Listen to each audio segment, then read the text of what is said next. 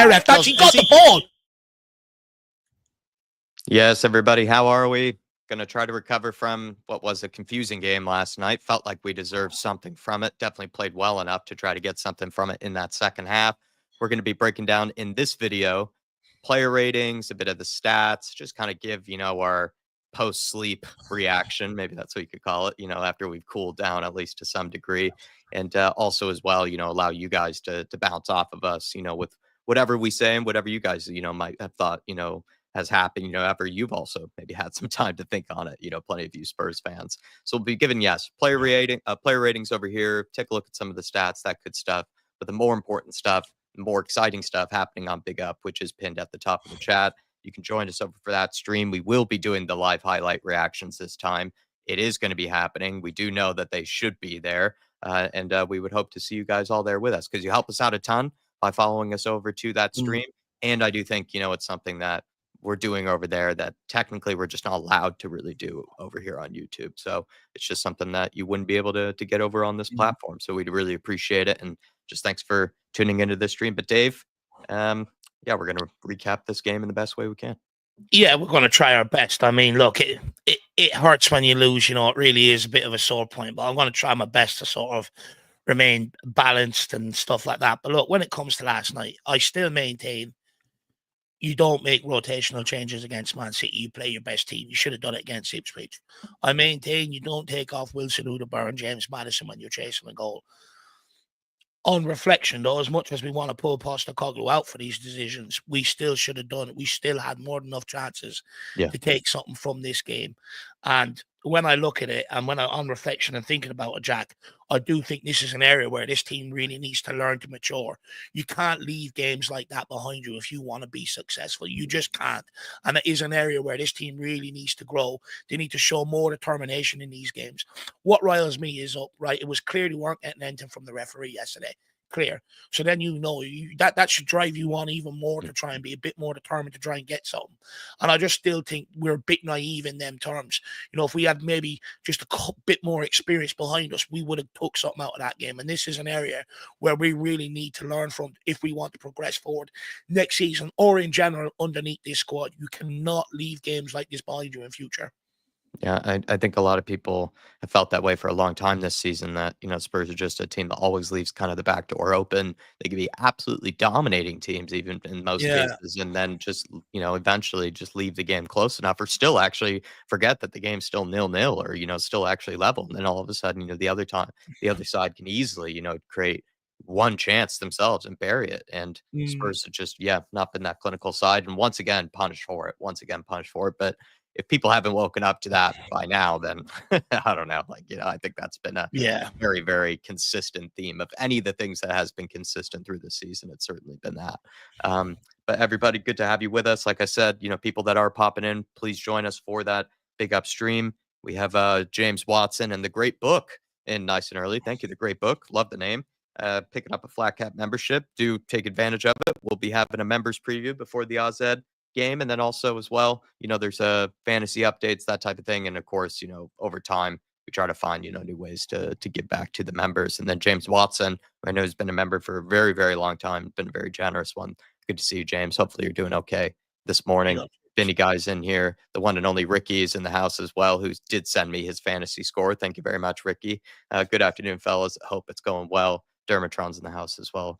And then Singularity saying Ange doesn't rotate when he should and rotate when he shouldn't. It's more the substitutions thing. I think I kind of calmed down from that. I don't think that at the end of the day was the reason that we might have lost the game. Like Dave said, I agree, reflection of all the chances that we still ended up having, even after Odeberg and Maddison were taken off. Spurs should have gotten something from the game. And I think if we got a point at least, I think we wouldn't really be as let down probably by that. So you have to look at the team.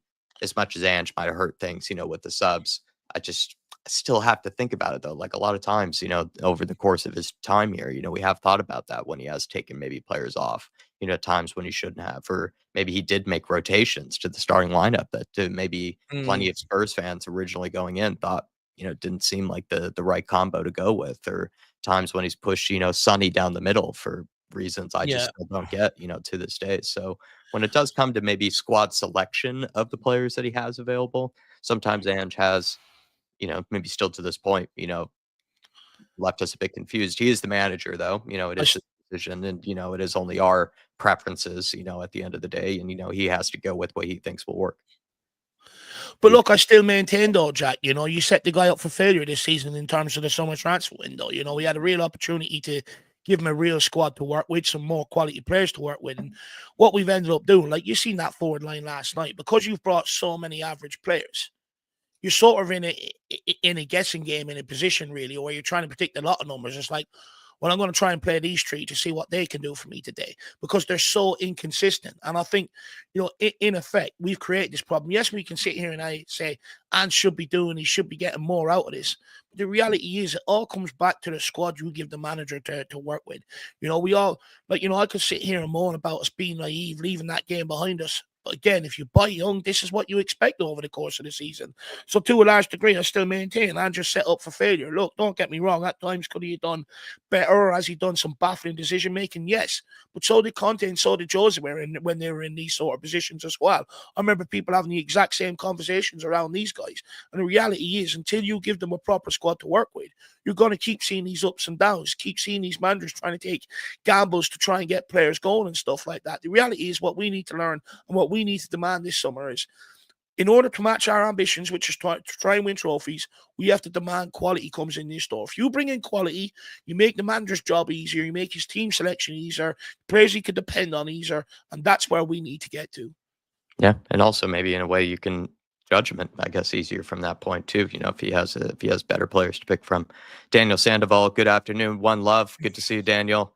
Brad, Sean, Holland was the difference yesterday. That was it. First half, it was a game of two halves for me. They could have been 2-3-0 up inside the first half. Holland could have had a hat trick. Vicario made one spectacular save, and then I think in one of the cases, Holland actually definitely should have buried it. Savio, of course, also had an absolute sitter. And then there might have been some other little bits and moments there where they could have probably executed some of their attacks more cleanly. But, I think both teams, I said it to Dave, and I probably still agree with what I said yesterday I think both teams could look at it where, they were lucky that, both teams weren't really that clinical on the day. We were lucky they weren't clinical in the first half. They were lucky we weren't clinical in the second half, because we could easily come back in that game. So I think it kind of goes both ways. To the point, having a world-class striker wins you games like that, right? And that's why I was always said, should never have sold Harry Kane. And, coming into the game, I said, if Man City bring Haaland back in, he will end up making a bit of a difference to their vocal point and, to their attack. And that's exactly what he done yesterday. So there's merits in going out and buying a proper world-class striker. That's what they do. They win you games. They put points on the board. I've always said it. Peter Kagea is so sad, so very sad. I look definitely more beat up from other defeats, Peter, but I don't necessarily, I'm going to have, a smile on my face after a win either, even though I do have a decent sense of humor at times. Slim Boy Tubbs saying big up MB and all. Good to see you, Slim Boy. Marquise is in the house, or MJ Marquez. Hi, Jave and Jack.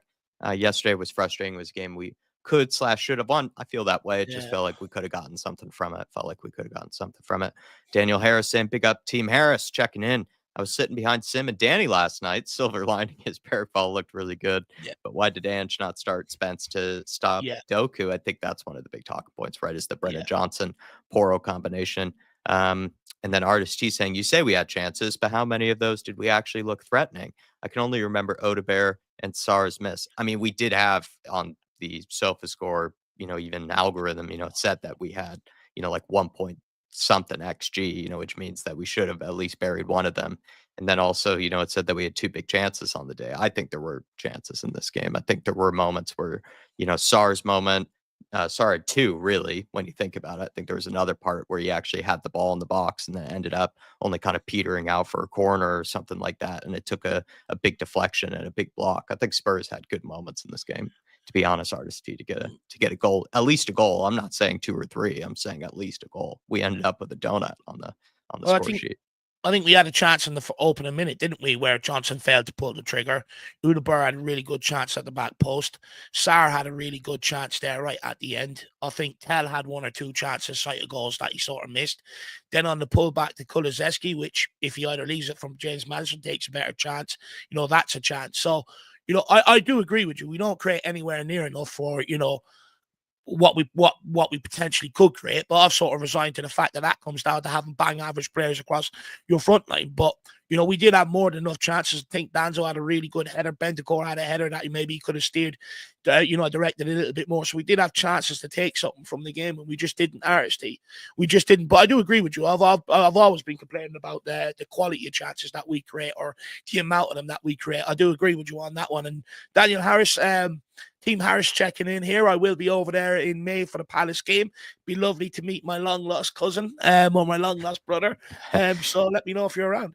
Harris family comes marching in. I think Artist T, I probably should have said last night and today. I should probably say I'm only saying just to grab one, like an equalizer. That's what I'm just kind of saying. I think there was enough, on the day that we could have at least grabbed one goal. But by no means am I saying that we played, liquid attacking football for 90 minutes, and that there was just chance after chance after chance. But I do think there was enough on the day to say that there probably should have been one in the back of the net. Daniel Harrison, he had a little bit of a tour and popped into Daniel Levy and had a very Daniel Levy interaction with the social awkwardness. Yeah, the stadium tour is really good, isn't it, Daniel? It's really, really good, actually. Who gave you the tour, Daniel? Let us know who gave you the tour. THFC Till I Die, the summer come back to bite us on the backside. Well, not only one summer. The summer before that as well, where you brought in Brennan Johnson to replace Harry Kane, where we sold Harry Kane. The poor decision makings across both summers. Look, in terms of players in the summer before that, you can't really complain too much. But in terms of what we let go and then what we tried to add to it last January and this summer and the January just gone, I'm sorry, none of them have been good enough overall. None of them. Joe saying, great show, lads. Do you think these tactics will work even with players he wants? For me, Ange won't adapt formation or tactically. I mean, I think Ange is just going to be given that time, I guess, over the summer to see, whether they can deliver him to players. But, he's going to probably get, another season by the looks of things. And then, I think he'll probably be judged, whether you think wrongly, fairly, harshly, from there. That's the way I kind of see it. I think regardless of whether we think he can do it or not, I think he is going to be given that chance. It looks like for next season, unless things really do, dramatically, kind of spill out from here, which I don't expect that to happen. Yeah, Darren Johnson. Just quickly, when it comes to Postecoglou, quality of player does matter. It matters for any manager. Any manager walking in his store, quality of players matter. We brought in Conte, bang average players for the large part of it. Same with Jose Mourinho. And we didn't get what they were at every other club, and we made them the problem. That's what happens when you bring in bang average players with shit mentalities. If you give Ange Postecoglou better players to work with, would be a lot more devastating on the attack, a lot more better in possession, and we go and win games of football. It's that simple, If people think he didn't go and buy players, they didn't go and buy players for him at Celtic, where he got rid of some of the older guard that were there, or some players he couldn't suit his system. And they went and brought him in players, and ultimately they came in. There was some of the signings were the best players in the Scottish League. So, I mean, quality of player does matter, and that's something we have to get used to at Tottenham. We want to go and compete. Quality matters. Darren Johnson, good to see you in the house. Appreciate the support as a member as well, Darren. And then also Moss Chops.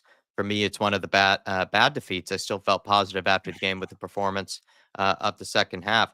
I'm not that beat up by it personally, Moss Chops. It's just, it feels, disappointing to kind of have a similar theme of before, of kind of leaving something on the board, feeling like, you still could have gotten something from it. And then also just, 14 losses in the Premier League? It's a lot of losing. It's a lot of losing. Peter Kagayas gifted out one membership. Daniel very Harris. kind to be Peter too. Daniel Harris, Team Harris. Feel free to come on a fan show if you're available this Monday, sir. Feel free to come on. And sounds like you said you got the basic tour, but I think what I was asking was if you, was it like a club legend or anything that might have, ended up being a part of it? Was there an Aussie there? Was there, we had Martin Chivers, that's club legend as well. So I was just curious if, or maybe Mickey Hazard made an appearance. Let me know, Daniel. Appreciate you, sir. Shall we get into this one, Dave? Yeah, 1 second. Darren Johnson just says, "What's on your top, Dave? You love Jack." Yeah, it's in honor of Jack and Jones. It is. But yeah, I do love Jack, my man. Absolutely love it. Just quickly, we'll take a couple more comments and we'll crack on. Mike says, was tough loss yesterday, but I was hopeful the whole game. So I give the boys credit for the effort. I'm not really disappointed, just happy to get players back. Look, a lot of credit into the second half. Look, we dominated Man City in that second half. A lot of credit does deserve to go to them. But again, we've seen this time and time again this season. We huff and we huff, but we don't always, 9 times out of 10, we don't come out with what we deserve. And it is a huge problem And it is something that has to be solved moving forward, Mike. But I do get what you're saying. Ryan Garcia says, that's right, Son complaining after the game. Bean Guy says, we got to stop scapegoating Son. Haaland also misses lots of opportunities. I'm not scapegoating Son whatsoever. I don't think Son Son's came been off the mentioned bench. yet. He tried yesterday. There's only so much impact you can have with, 15, 20 minutes to go. I'm not scapegoating Son whatsoever. I think he was it's not his fault yesterday. I'm more going after Brennan Johnson, if you want me to be quite frank. Scapegoating certain players all the time, not solving real toxic issues inside the club from the very top. No, look, I do think certain players deserve to be called out. If they're not good enough and they're not what we need, they deserve to be called out. But I do agree with you. There's a lot more issues inside the club that need to be rectified in order for us to be able to get to the point where we got a really good team and stuff like that. You're absolutely spot on there. Peter Kagay says, come on, Dave, yesterday's game showed me we have some good, very good young players. No, look, I've always said this. I think we do have some good young players. Bergvall was brilliant. Archie Gray was really good once again. Udebar was really good once again. But, again, especially with the 4 players, as good as Udebar was yesterday, he's still raw when it comes to delivering that final pass or, putting that ball in the back of the net and stuff. And this might, a lot of the youngsters had to learn on the job this season, which, okay, fair enough to a degree, has to happen. But the reality is they're not the difference makers we need in the game. And when you're taking one difference maker out in Harry Kane and selling them, you need to go and buy better difference makers. And we're not doing that. We're going down the route. Like Matisse Tell yesterday was absolutely piss poor once again, struggling to acclimatise to English football and stuff. But, the thing is with Ange Postecoglou, he's under pressure right now because of the summer transfer window we had, because we didn't buy established players. And if we really want him to be able to kick on next year and produce what, someone like me and you, Peter, knows he can, we need to bring in some more established players to really help take this forward. And even them youngsters, they need players to learn off. There needs to be a bar here at Tottenham where they look at and go, that's where I need to get myself to. Because right now, the fact that a lot of them are already in the team, they've got no one to look at to really drag them forward. And I do think we need to bring that. Competition is good. We've got very good youngsters, but we also got a lot of great youngsters that came through the under-21s with 3 years' worth of success. We don't need to keep adding with more youngsters. We need experience, and that's what will help Ange out at the end of the day. That's my point, Peter. Big up, though, man. I think that was spot on, Nitro Dave. 8 DJ as well. Great to see you, Nitro 8 DJ. Good to see you. And Limpy Down Under and Joe as well. Good to see everyone. That was absolutely spot on, in my opinion, Dave. I think that's exactly why, Ange, needs, that's something a bit better, something to, because he's basically, his career is resting on these young players to perform out of their skin. Yeah. And that's not going to happen in every single case. Absolutely right. Spurs' kind of average shape and formation kind of throughout the game compared to Man City's. All I can say is, with no Kulusevski and maybe some of the regulars in the team, it's not really that different, actually. I think Bergvall, like Kulu would, if Kulu were playing in midfield, he kind of likes to tuck over to Brendan Johnson's side. And then also we do usually see Pedro Porro kind of tuck right behind Brendan Johnson. If Johnson's in the team, they usually kind of like to make that little cluster over there. Bentancur sitting right in the middle, just a little bit deeper than everybody else. Matisse Tell, dropping deep, sitting in those kind of pockets. Solanke often would take similar positions there. Madison, I think, is kind of where you would expect him to be as well. And then, what we usually get with Sonny, is he's often the driver. He's often the guy carrying us up the pitch, often the guy sort of pushing us up. But this time it was Wilson Odebear. And I thought Wilson Odebear, in terms of getting us up the pitch pretty much the entire game, I thought he was actually quite good at that. I'd agree with some that would say maybe only took him until the second half to really start kind of cooking and really start maybe opening up his legs a bit, creating maybe more chances, of actual kinds. But I think, in terms of getting us up the pitch, carrying us up without needing to pass it off to someone else, I thought that Wilson Odebear was actually quite good at that throughout the match. But it only was really in the second half that I really thought you saw the real influence, come from him, down that left side in kind of the final third. Man City, can't really say, that there's too much, that's that much of a surprise. They kind of play that front four, all sort of pushing us back. Doku, we know, caused plenty of problems to us, number 11 over on that side. And, you look at, the likes of Holland and Marmouche are going to stick pretty close to each other, sort of push the center backs back, and they play some sort of version of, kind of a back three, really, with all the center backs that they have. So can't really say much, for Man City. But Dave, I mean, again, that was my description of it. Anything I'm missing or anything that you're picking out from here? Yeah, why is Johnson sitting on top of Pedro Porro? That's pissing me off straight away. Look, Wilson Odegaard is one side of a ball carrier, but you also need your right wing to be able to come and match and do the exact same thing. And again, it just shows that we are so reliant down that left hand side. But when you look at Udogie, Maddison, and Odegaard, it's exactly sort of how we see that left-hand side unfold. Usually, Udogie would get the ball, Maddison will come out and look for that option on the inside so you can do a give and go. He picks it up. He usually plays in the player down the left-hand side. Why can we not replicate that down the right-hand side? It's a huge problem. And for the chances here, again, I'll maybe try to make ourselves a bit smaller, just take ourselves off for half a second here. We had 1.33 expected goals to their 2.12. Big chances. They had 4 in the night. We had 2. Similar amount of shots. I believe they probably had more shots on target. Corners, we actually had more. Similar amount of sort of passes and tackles and whatnot. Not really that interesting. So now we'll get to the player ratings here. I mean, Dave, start things off with unless you can pick anything up from the stats. I guess, the fact that, it does show that Spurs should have scored probably at least one. Even the stats might back that up, on the night. I guess that would be the one big takeaway. I do believe Man City, though, had more shots on target, though. I think Vicario had to be worked, a little bit more than Ederson did. I can confirm that, though, in just a second. But that's all I can say is maybe the stats did confirm that Spurs should have scored at least one. Not saying we should have won the game, but, should have scored one on the night. Yeah, no, 100%. I couldn't agree more with that, Jack.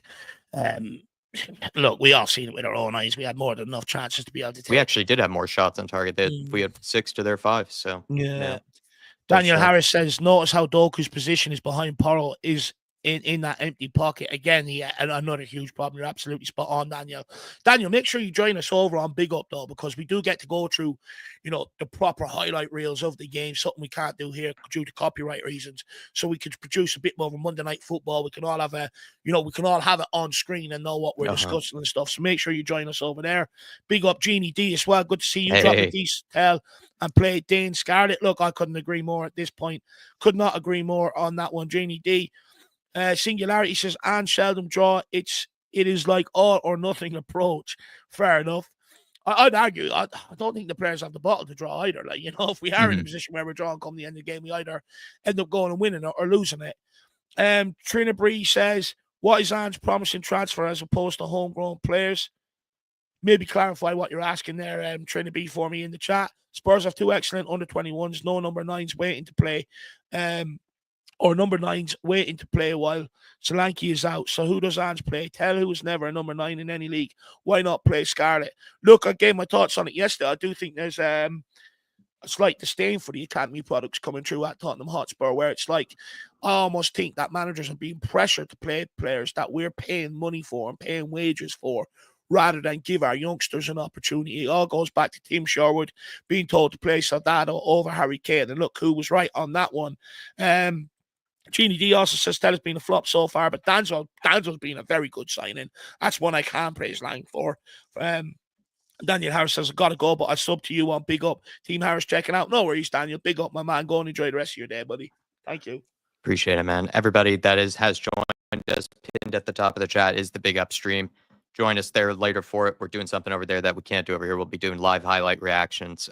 We can take a look at all the clips, all the chances that maybe we might disagree about, right? Maybe you think Johnson, should have put something away, or maybe you think Odegaard, didn't, could have done better maybe with a certain chance. We get to look back on it. We get to sort of break it down frame by frame. So feel free to join us for that. And also you help us out a ton by doing so. But we'll flash through these player ratings here. Vicario, 7.5, 8. I can't even think he did much wrong with it. I think he kind of kept us in it. Did he make any mistake of any kind? I can't really think that he did, Dave. I can't even think of any sketchy moments really from Vic, unless I'm, as per usual, thinking with my very biased Vic glasses. I do like the guy. I think he makes great saves that usually keeps us in games. And I'd say that was pretty much the case here. Yeah, I think he made 2 saves from Haaland and I think 1 from Doku in the first half, which is becoming a thing of Vicario. He done it against United earlier on. Ipswich earlier on, where he making big saves to keep you in the game. And, fair play to him. He's a really, really good goalkeeper. And that's all you can ask for from your goalkeeper at the end of the day. Second half, largely untested, Jack, to be quite frank. So for me, I would go with a 7.5, I think. Good game. That's basically what it is. Did they have a good game? Did they have a bad game? He had a good game yesterday. 7.5. Pedro Porro, geez, 7.7. That is just SofaScore algorithm. Dave has been, requesting to make some changes, behind the scenes there. He needs to get in charge with these people. I'd give Pedro Porro like a 6, 5.5, 5. I don't know. I think it's dropping, for me, the more I think about that performance, because he was just getting roasted he was on a spit, Dave, by Doku. It was just it was a Sunday roast of Pedro Porro. No, look, Doku got absolutely roasted, Jack, and it's something I was very fearful of coming into the game. If anyone was watching the predicting lineup, I gave my reasons why I will pick him, but I said it's going to be the wrong decision if Doku's on that side. It's going to be a nightmare, and it very quickly turned into that, Jack. I think maybe just to try maybe get people to understand where SofaScore coming from, I think they've boosted his score with his 2 crosses. The one that put across Tal sort of kicked fresh air and Udabur missed, and then it was him that put in that cross for Papa Matasar. So I think that's maybe where they've boosted his score. But the reality is, even though modern day fullbacks are expected to go forward, defensive first. Yeah. And for me, he got absolutely roasted. So I think I can only really actually give him a 5, probably stretch it to a 5.5 for them 2 crosses. But overall, contribution to the game, not good enough. I think, I'd agree. And it's also kind of funny, right? I think when he went forward, I think he actually didn't have that bad of a day. I think he was actually quite effective when he had real estate in the final third in Man City's half. But like you say, he just had such a terrible game defensively that just completely overshadows any good work that you do in the opposition final third. We could go to the other fullback, Destiny Udogie. I actually thought he was a lot better than Pedro Porro on the day defensively. Savio did have, that sitter though, and then I think we would have looked at Udogie maybe a bit more harshly, because I think he gave it away or had kind of a bad slip. He had to change his boots at one point in the game, and then he was a little bit sort of reluctant to track back, with 100% effort, I think, to get back to catch up to Savio. And Savio, if he puts that away, perhaps we look at Udogie maybe a bit harsher. I just think he still kept him more quiet than Pedro Porro kept Doku, let's say quiet. So I don't know, for Udogie, maybe like 6.5 or something like that, for me. I don't think he was really the problem on the day. When it comes to Destiny Udogie, Jack, I actually think defensively at times. I thought he had a lot of action in the game. He was getting in there. Yeah, he had a lot of action, but I thought defensively at times he was maybe undone a couple of times in that first half down that side. But I think they'll probably come up in the highlight reels, but I'm not sure how much blame I put on him, because there was 1 or 2 times where Man City done a simple 1-2 in behind them, and Udabur sort of didn't really track that runner, which then in effect you sort of end up looking at Udogie because that's his space, but it probably is more on Udabur.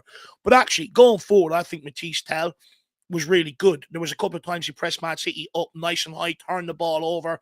There was one opportunity where if you remember, Jack, he went running through and we were begging for him to hit it on the left peg across Ederson into the bottom corner, and he tries to square it to Matisse Tell. And I think Matisse Tell ended up kicking it again, sort of not really making a great connection on it. But overall, I think, it was a decent enough game from Destiny Udogie. So I think a 7 is fair. Limpy down under, I think Udogie was awful. He gave up so many times tracking back. I can remember the one, on the Savio one, and I think he would have been really punished for that. We'd look at him quite harshly, or not harshly. We'd look at him. Actually, come to think of it, yeah, I take it back. There was another couple of times. There was another ball that came down the right-hand side, and Destiny Udogie was caught way up the air. I think that's the one you're talking about, Jack. Yeah. The Savio miss. So actually, yeah, I take it back. I just think if that goes in the back of the net. Sorry, defensively, I think maybe he was a little bit vulnerable, actually, come to think of it. Yeah, that was the one I could think of, Limpy down under. If there was more than one occasion, then definitely, would lower the rating. And I could see that for you. Adam Phillip, generous 5, he says. Udogie was watching Holland. Yeah, I think he was the one sort of pinned, behind Holland when Holland just sort of tapped it in. It went through so many people, Artist T, in my opinion, right? It goes through Pedro Porro, it goes through Brennan Johnson, it goes past Danzo, it goes past Archie Gray. Like, at that point, it's going to probably reach a Man City player. That's me personally, but I did see that he was pinned behind Holland for one of those. We'll just take a couple more comments. Slippy Down Under says, Tell is 19. I agree. Scarlett and Lancashire are better, but he is an investment. If he signs for us, he will be a future star. But I think this is many people's points, though, Limpy Down Under. Like, again, you've got Lancashire, scored a load of goals for the under-21s, probably more better suited to English football. Why is he not getting the opportunity? Dane Scarlett has been loaned out to English football all his career. He's played in English football. So again, why is he not getting the opportunity? Plus, they're both older than Matisse Tell. Why are they not getting the opportunity? Why is someone like Matisse Tell, who clearly struggled against Ipswich Town and again against Manchester City, he struggled since he's arrived. So, this is a problem. We don't necessarily need to keep signing these players. Now you've got 3 young players to select from. You're just giving Ange Postecoglou shit headaches to have, because it's like, it doesn't really matter what one you put out there. They're not going to be that game changer that you need. Trinity says, our left back, Adoji, is sometimes very poor, and a right back, Porro, cannot defend. Absolutely spot on. Ricky Nato, good to see you, sir. Hopefully you're keeping well. Evening, brothers, agree with you guys. Why can't we start every game like the second half? Porro and BJ is not fit on the right-hand side. Can Ange see that and change it? Look, he should, but what? Look, Spence should have started yesterday. No problem around that. No degree. But Johnson is our only natural right winger. I mean, so to a degree, what do you want Ange Postecoglou to do? Do you know what I mean? He could put Kulusevski out there, maybe bring in another midfielder. That's a temporary solution. But again, just bring in a proper right winger that actually understands the position and wants to do that position, which understands you have to track back and go forward. David Clark just quickly says, so are we 1-0 down at home? So Ange takes off Madison and brings on Werner. Crazy. Look, yep. We made that clear yesterday. We just definitely don't agree with that. Kate Rickson also says they can't understand why he took Madison.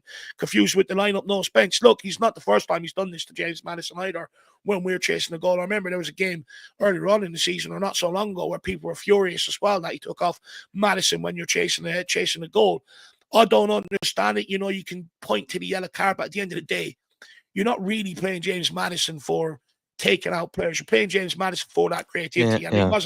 He was providing that, and he was getting stuck in. So for me, you keep him on the pitch. There's no excuse for it whatsoever. It's one where I'm still There were times last season when he did it with Madison that I sort of understood it, because Madison just wasn't having that much influence on the game. So then if you're kind of a manager, you can only wait so long. It's just now more recently, it's kind of like Madison is, the one actually having influence on this game, and then you're taking him off, which just then feels like a gamble when you're taking off someone that has potential of, giving you that moment, in the game. Even if they're not playing out of their skin, if they're looking more positive than other players, you don't want to, take those guys off. And that's the one thing with Ange sometimes that I do get a little bit baffled by. Even Wilson Odegaard shouldn't have come off yet, Stan. I'm still maintaining just that one. Taking off the positive influences in the team, and then expecting the guy that's coming into the game to be somehow better, I guess. You do Guardiola's job for him. Yeah, you do Guardiola's job for him. You're taking off threats, which means you've done Guardiola's threat. Mateus Nunes must have been like, just thanking the Lord or something, or thanking whatever football gods were out there, or even just thanking Ange Postecoglou for taking off Wilson Odegaard and Madison, because they were causing him plenty of torment. Absolutely spot on. I just think, you're giving Guardiola a headache. Let him try and sort that one out, not you do the job for him. It's absolutely madness. But then also, he is let down, Ange, because he can't bring on a similar Madison type player. He brings on Timo Werner, right? Or Dane Scarlett. Those were his 2 choices. So you then have to feel for him in that regard. Yeah. Sorry. No, absolutely spot on. Absolutely spot on. Look, we'll take a couple more comments and we will keep it moving. Big up Stevie Fraser in the chat. Good to see you, my man. Hopefully you're keeping well. We've got Tottenham till I die forever. If he's played in the right position, he would be better. But for me, the manager's ruining as he is with many players on the side. Who are we talking about here? Tottenham till I die forever. Maybe Porro. Look, we can sit here and say Porro is a winger. He's not. He's never played winger in his life.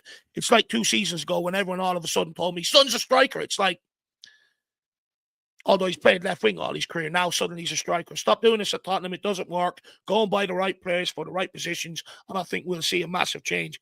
Make sure I'm not missing anyone. Big up, Ray Martin. Good to see you. Dave, would you consider Jed on the right, start Porro on the right wing, and bring Johnson as an impact sub?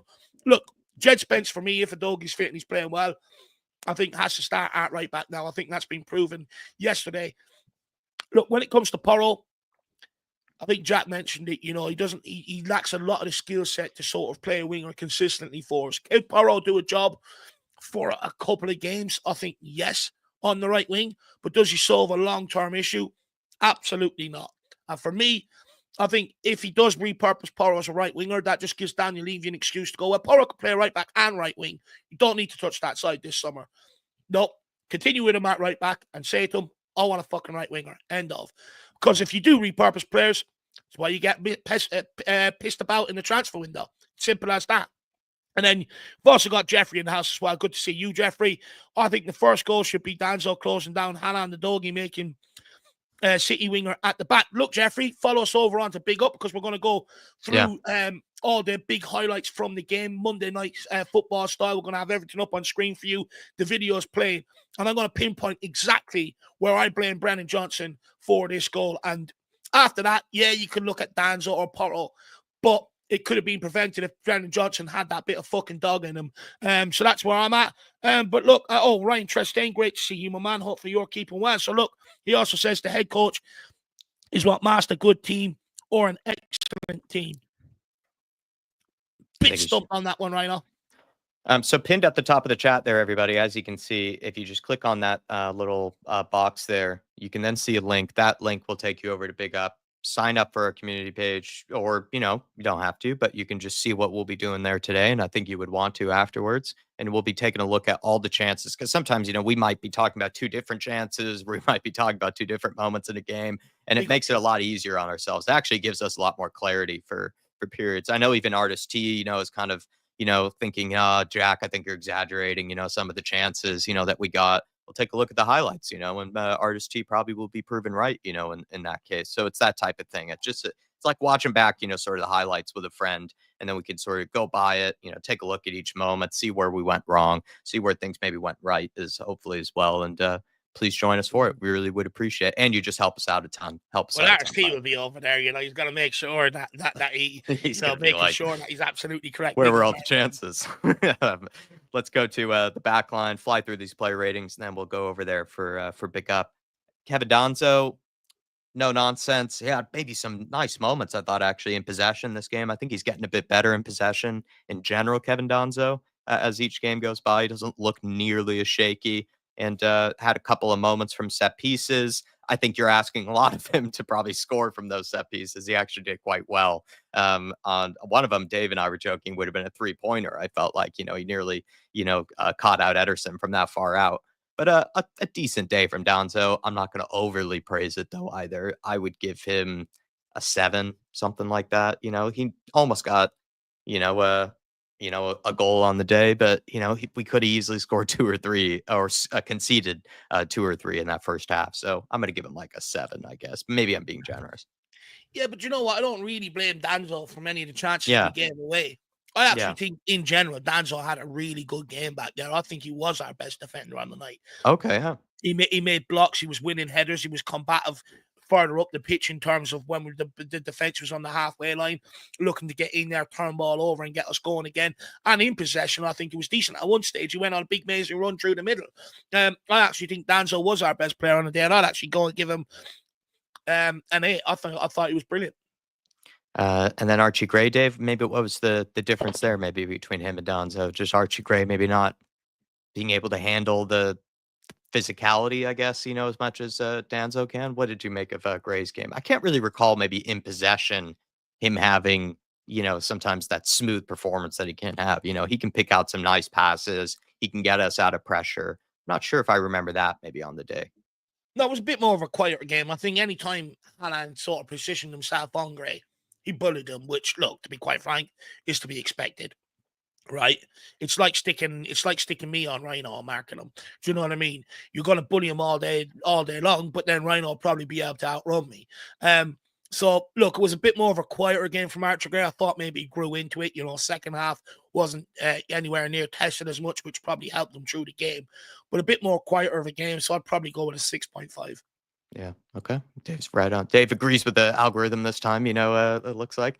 Just quickly, big up Keith Edwards. Good to see you, my man. Hopefully you're keeping well. Big up Carter Brown. Great to see you, Jack. If only our 2 left sides to this pitch, we'd be all over this team. Absolutely spot on. And Adam Phillips. Good to see you as well. How are you keeping, my man? He says that header would have been a beauty. It would have been a really nice header, actually. And big up Carter Brown. Good to see you, my man. Hopefully you're keeping well, I think Carter. we were ranting about Odegaard, just gaining an influence, and then Johnson still not doing anything. So I think what you're saying, if there were two left sides, would be absolutely smoking this team. But sadly that's not how football was made for us. Cal Brown. Maybe we can work on it. Let's go into the midfield. Bergwall, I heard, got a lot of praise from Spurs fans. I think he's brave, but I wouldn't go that overboard. With the performance from him, I'd give him like, I don't know, 6.5, something around that. 7 seems to be what SofaScore wants to give him. Dave, Bergvall, I didn't, maybe when I, think of my comments from last night, I don't think the midfield was necessarily the problem individually. Like, I don't think they were having, any of them really bad games. So I thought Madison had a solid game. I thought Bentancur was all over the place defensively on the day. I think he had some of the most interaction than anybody. I think he had some of the most tackles, some of the most clearances, some of the most recoveries. He was all over the pitch. And then Bergvall, I don't think he stood out in a bad way either. So when I think about it, Dave, I thought the midfield wasn't the problem really on the day. No, I fully agree. I thought in general, you look at all three players across, and even Sarr who came on, I thought the midfield done quite well on the day, actually. To be quite frank with you, I think when it comes to Lucas Bergvall, though, Jack, again, I think he had another really, really good game. I think he got stuck in, energetic, legs around the place. I thought, especially coming down this right-hand side, he was getting on the ball, trying to drive us forward. But then Johnson refuses to make that run in behind for Bergvall to play him. And it makes it very, very difficult, which means then you're hoping Bergvall can swing his right boot on it and put it in behind for Tell or in behind for Odegaard, which is hard to do.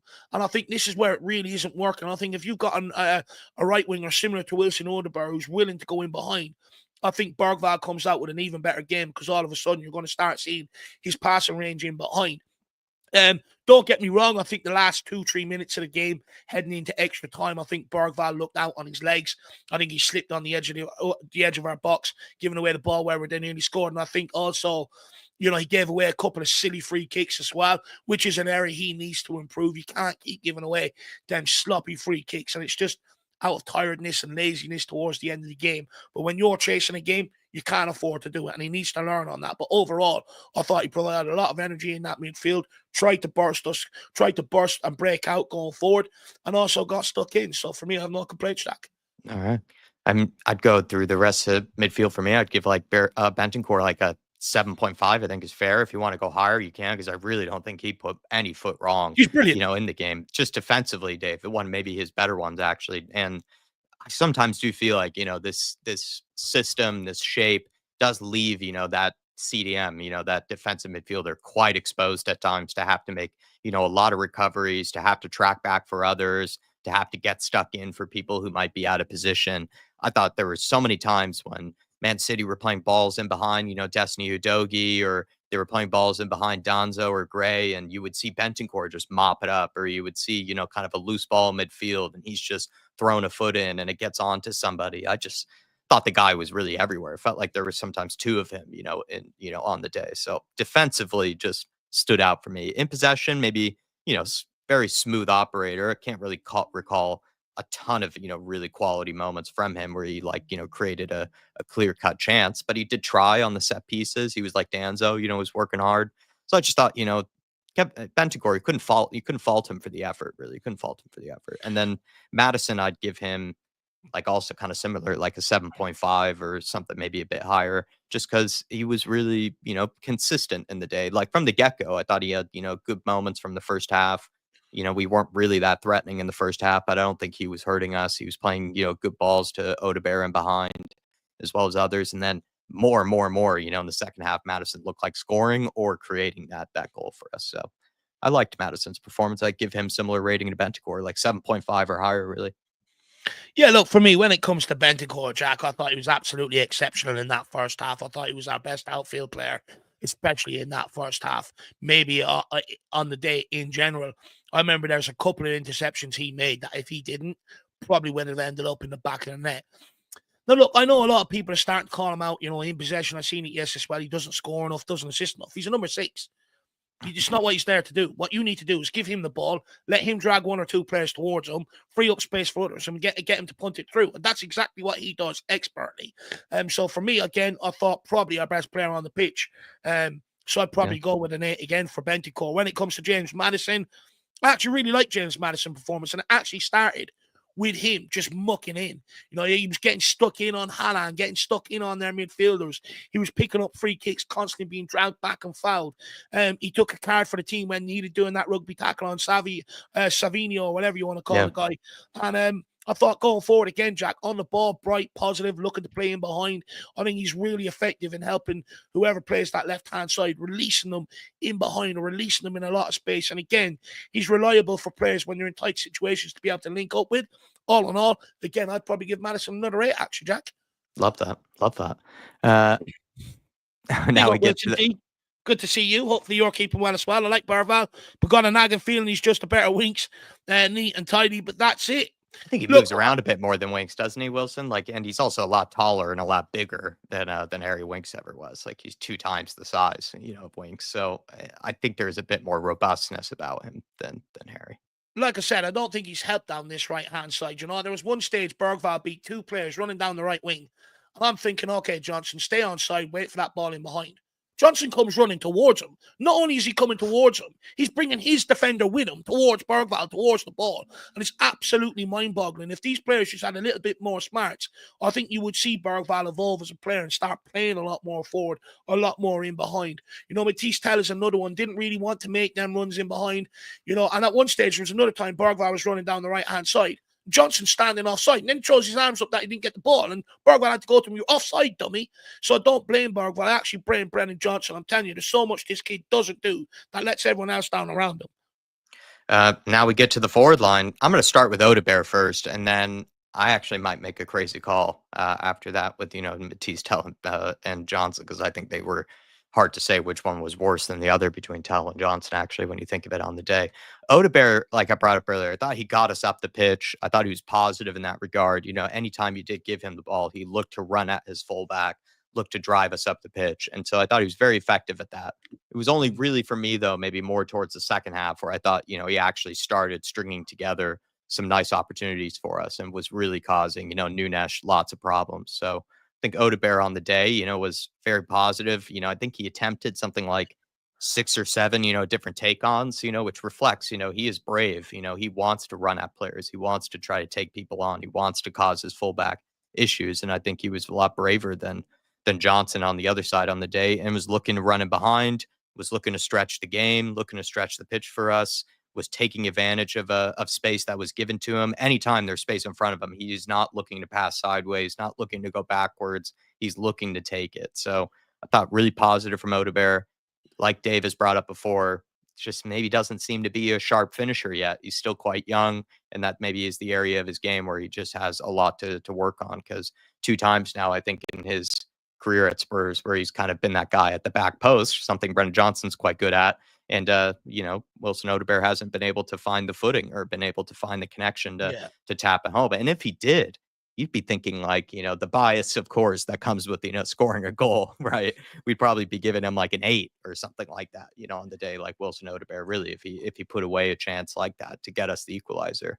I think he was gaining an influence in the game. I think it was a shame that Postecoglou took him off. I understand that he's only back from injury, but the way I saw it was Odegaard staying on that pitch would have probably meant we got a goal eventually in that game. I think something would have happened. Something would have bundled over the line. Matheus Nunes looked like he was gasping for air at one point. He was just getting run at that many times. And Odegaard, like I'm saying, the more influence he kept gaining, the more confidence it looked like he kept gaining too. Like he was more willing to try more things, maybe attempt, a shot, that sort of type of thing. So I'd give him like a 7, just because I wouldn't go as high as Bentancur or Maddison, because I think they had more influence throughout the game, and also really helped us out defensively. Maybe I didn't bring that up earlier with Maddison. I thought Maddison got stuck in defensively for us as well in that game. So Odegaard, I'd give like a 7. Could have easily been like an 8 or something like that had he stayed on the pitch, or had he, scored the chance maybe.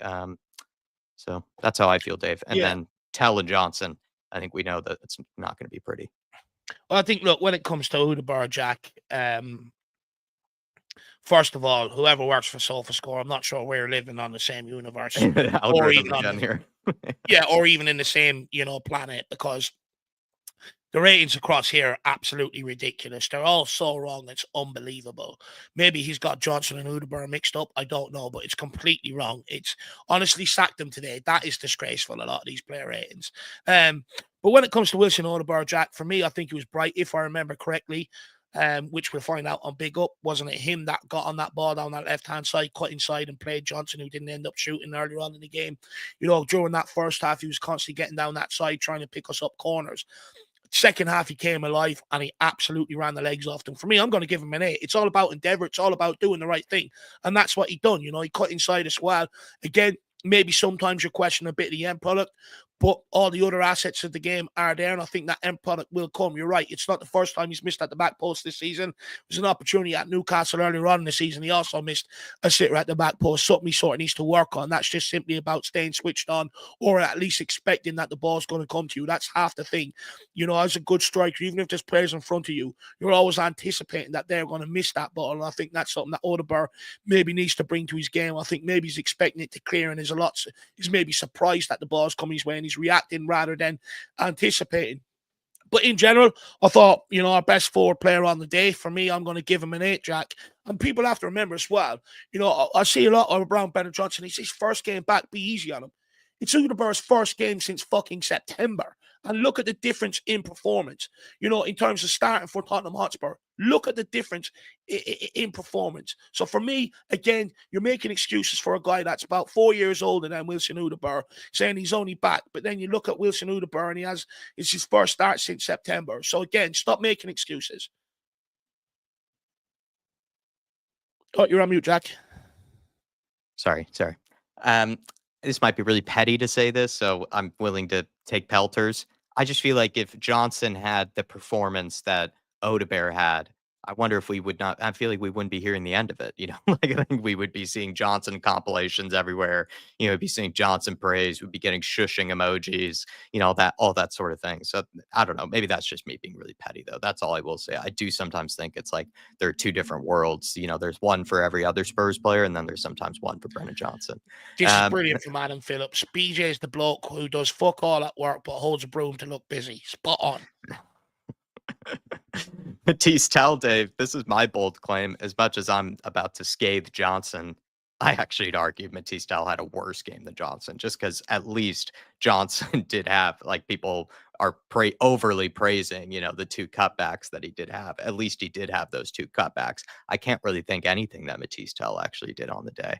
Couldn't hold ball up, couldn't make dangerous runs, struggled to really stretch the defense, of Man City. I'm also, wondering, he doesn't really have a whole lot of pace, in his game, from what I can tell. He's not really able to run as quickly as you would like, for someone of his stature and his frame, really, right? Because he's not small, but he's not huge.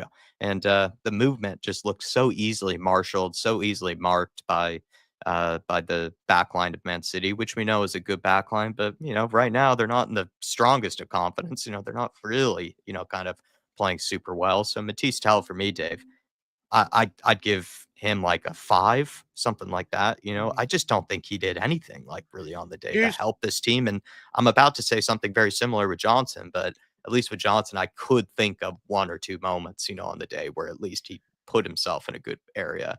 Matisse Tell struggled to even make himself open, in this game. No, look, here's where I struggle to blame Matisse Tell. First of all, okay. I expected this when we signed him. I expected what I'm seeing now, a guy that's going to struggle to make an impact at Tottenham Hotspur. So I don't blame him. Second of all, the lack of chances created for him was the same problem Solanke and Richarlison had down the middle, to a large problem. Now, don't get me wrong, there was a brilliant cross from Pedro Porro where he completely fluffed his lines, and another ball from Udogie, I think, where he completely fluffed his lines. Not good enough. But again, strikers don't get a lot of great chances at Tottenham Hotspur. It's a huge problem. But where I do blame Matisse Tell is when things aren't going right, you still got to do other things correctly. Play your way into the game. And for me, I thought his pressing overall was quite lazy. Yeah, compared to Solanke or Richarlison. Yeah, he done it with no intensity. It was sort of done half-hearted, jogging, 3/4 pace. There was no intensity behind it, which actually allowed Man City to routinely play out from the back. When you see Solanke or you see Richarlison do it, they sprint after the ball like it's their last action of the game. It doesn't matter whether it's the first minute or last minute. They still put the same energy in to try and force them back.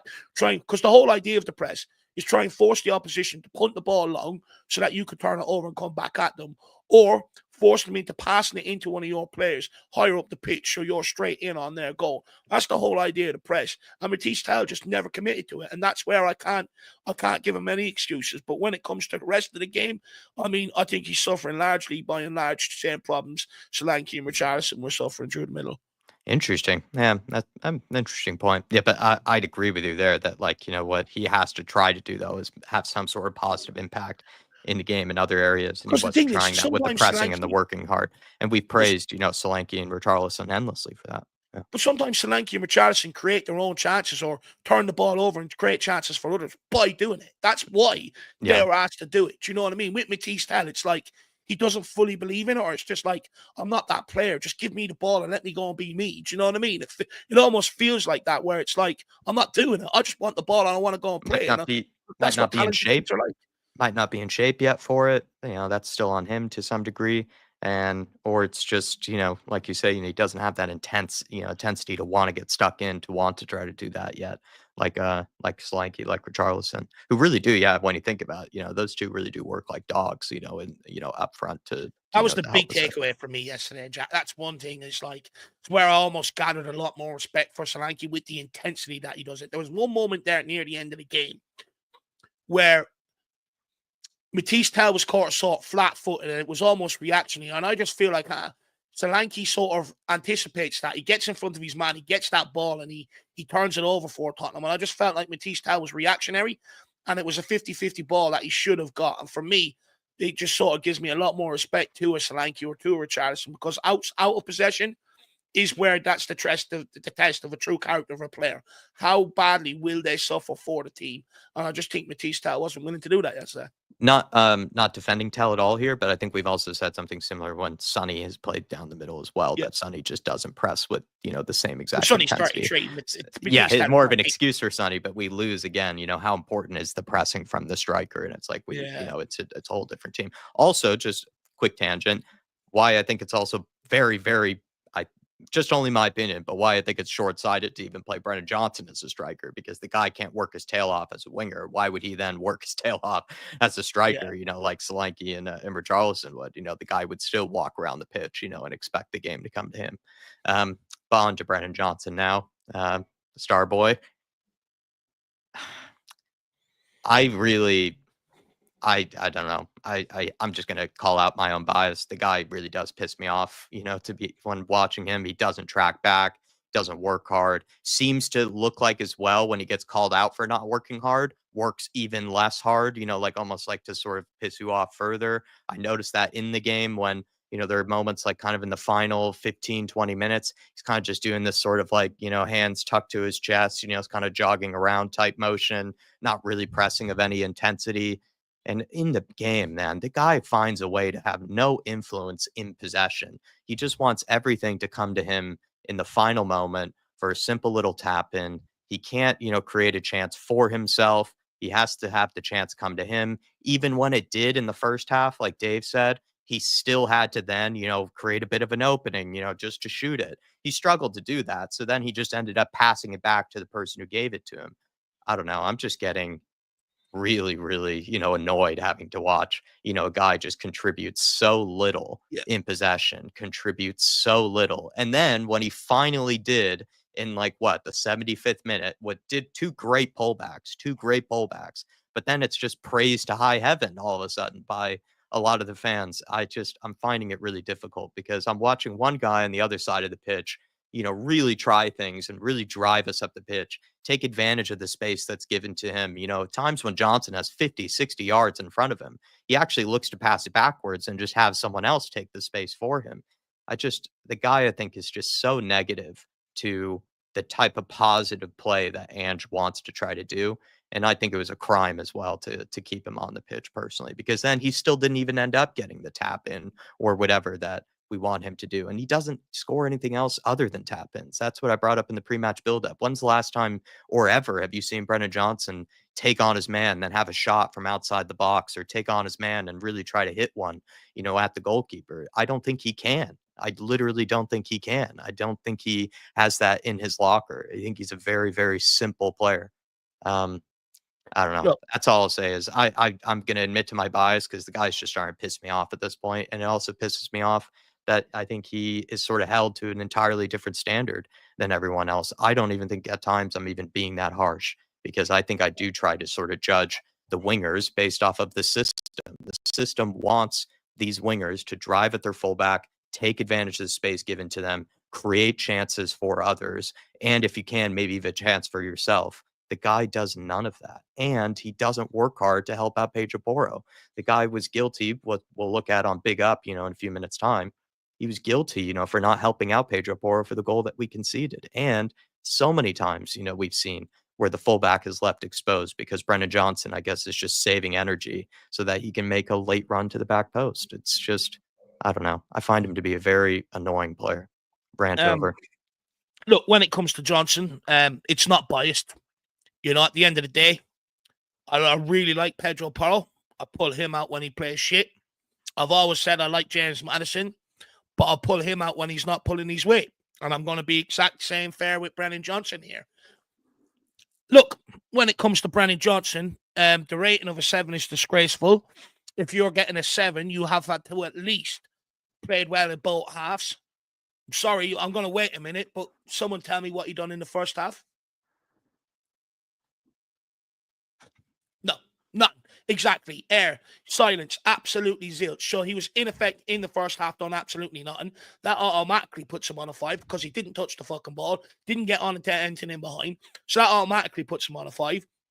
For large parts of the second half, he done absolutely nothing. That's why Spurs fans were screaming for him to be taken off.